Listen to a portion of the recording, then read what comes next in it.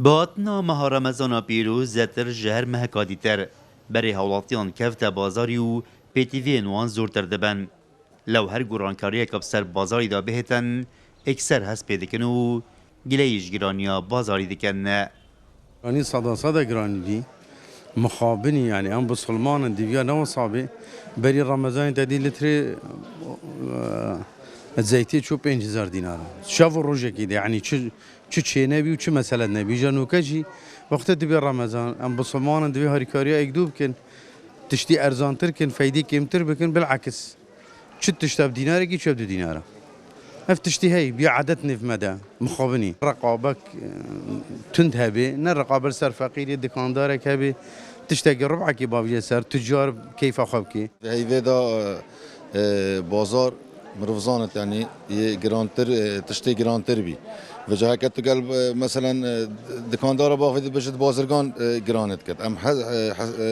هيفيت كن ديفچونك بوش چنده هبت كو حكمت ديفچونك بكت يعني ديفچونك مثلا وكي بجد بازرگان بجد گمرك جرانه گمرك سر ما جران كن ديفچونك هبت دا امزان اف خلالش كيفه يعني عندي دكاندارت بجد بازرگان جرانت كت عندي بازرگان بجد گمرك جرانت بت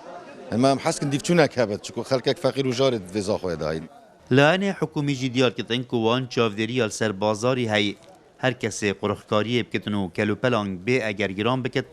او سزا دادن نه قد ما وكو قيم مقامي ما أفاد چند روزه كامت ناف بازاري ده ما بو چند ما بس تاكي ديار كيري كو بت جنب تاجي إشارات بيداين بو احتكار سيكي يانجي بو جيران كيرنا كيلو بلا يانجي بو استغلال كيرنا بازاري عقب ما دیوچونا بردامه هی ما همی دکاندار و همی مارکت یت آگدار کردیم کو او تشتیف جیاره خرکی و گیری دای پیش شوی کی نو بتون بهتا گیران کرد یعنی ما بلگه سرنده این کو خرکی گلی تبینی هبین حقیقت یعنی سر وان کیلو پرد خورنه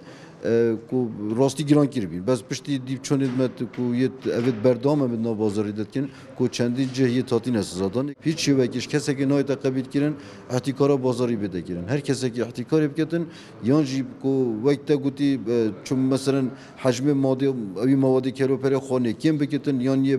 پاکش را کتن یه پیش بتاخر که پیش شوی که جنایت قبیل کردن اکثر دیدن دادگی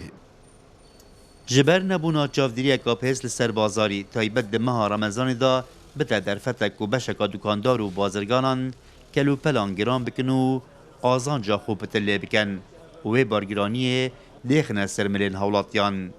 لو هولاتی گلیان دکن لوک او دبیجن گلیین وان چه جهانا گرن رعت عمر کرسات نیوز زاخو